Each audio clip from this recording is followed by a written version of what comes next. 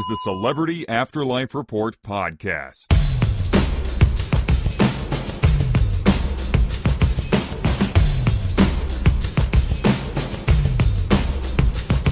Hello and welcome to another edition of the Celebrity Afterlife Report, the only show on the internet that gives you the up-to-the-minute gossip about all your favorite deceased celebrities.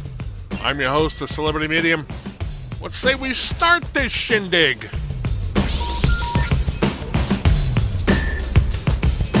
If you are a regular listener to the report, you know that almost every celebrity who arrives in the next world is welcomed by Soul Brother number one, James Brown, who has declared himself the official greeter to the stars.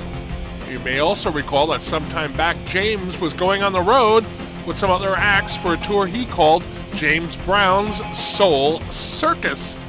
You may have wondered how James was able to do both of those things at the same time. If you did wonder that, congratulations, you're more observant than I am. In my defense, time does not work quite the same way in the afterlife that it does on the earthly plane, so I assumed that he was able to have both of those jobs simultaneously.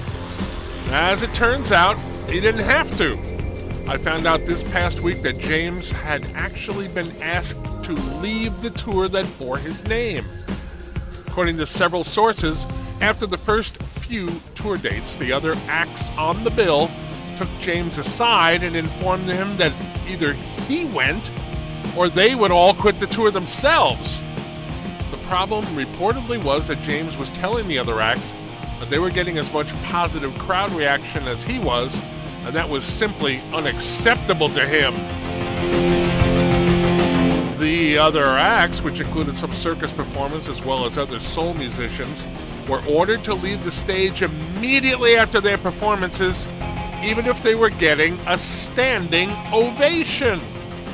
Only James and his band would be allowed to take curtain calls or play encores. Understandably, the other acts were not happy with this order, and after a few shows, they collectively decided to take a stand. James was told that either that policy changed immediately, or they would all quit the tour. James wouldn't give in, tried to convince them to go along with his dictate, at which point it was decided that the acts would continue on their own, leaving James without any co-stars. According to sources, he quietly decided to wrap things up and stick to welcoming celebs to their new existence. He has maintained radio silence about the entire affair since then, I'm told.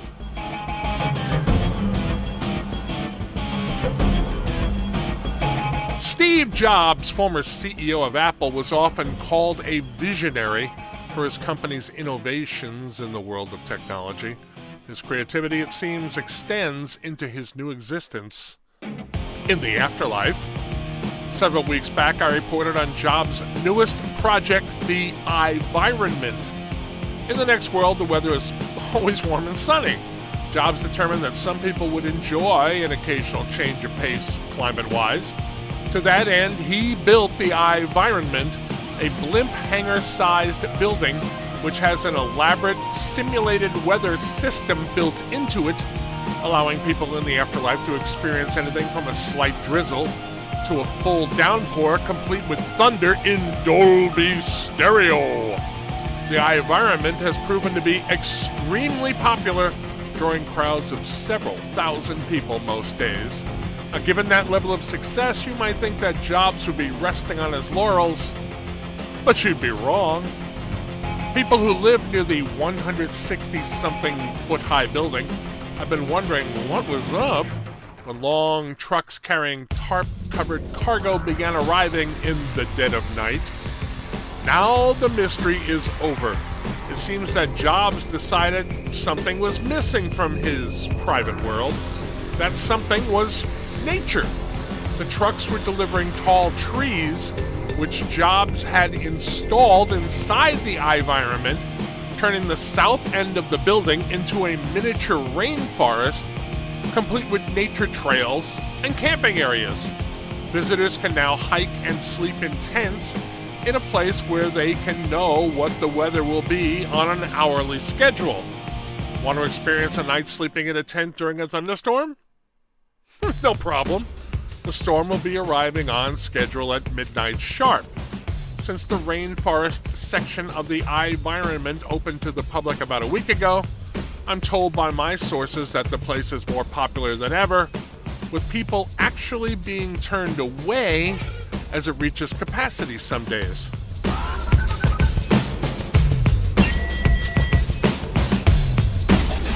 Adolf Hitler is the next world's newest and hottest tourist attraction. Some time back, I reported that, according to my sources, the Nazi leader had been discovered living in the woods as a self-imposed homeless man in an apparent attempt to atone for the evil he did while on the earthly plane. Following up on a tip, a TV reporter tracked down Der Fuhrer and tried to get an interview with him.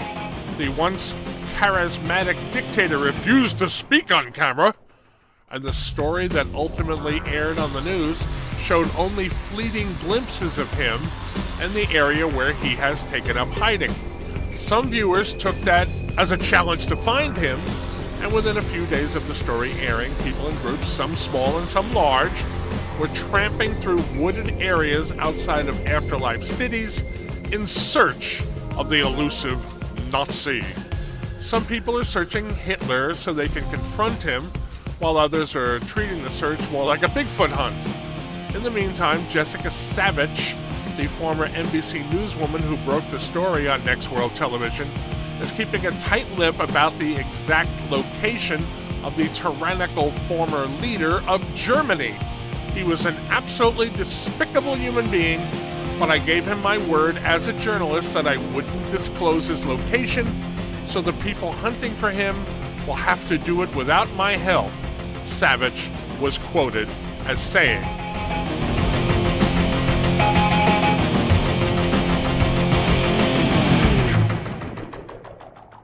Lastly, we've been following the story of the unlikely romance between former American President Abe Lincoln and singer Whitney Houston.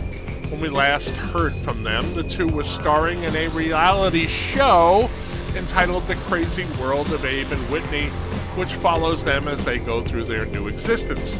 For a time, Lincoln's former Earth plane wife, Mary Todd, who historians believe was bipolar, was stalking Whitney and demanding that she break up with Abe so that she could reunite with him.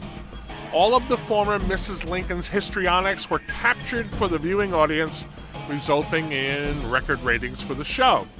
In recent weeks, Mary Todd has backed off Whitney, as she is reportedly in a new relationship of her own.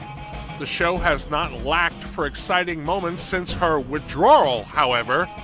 In a much hyped episode, Abe and Whitney tied the knot, giving the show its biggest audience rating ever.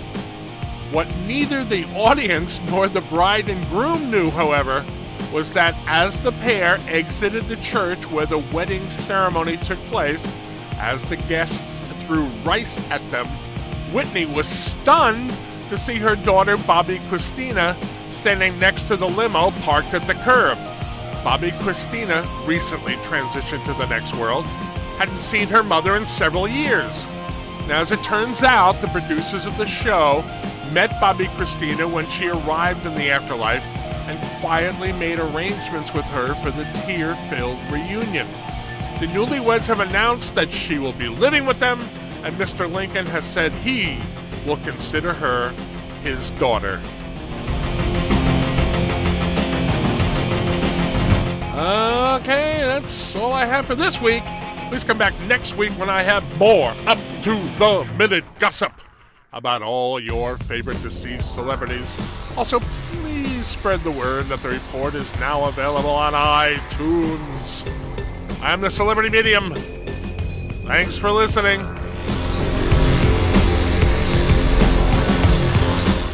You've been listening to the Celebrity Afterlife Report podcast.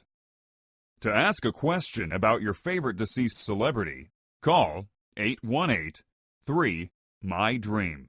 818-3-MY-DREAM. 818-369-3732.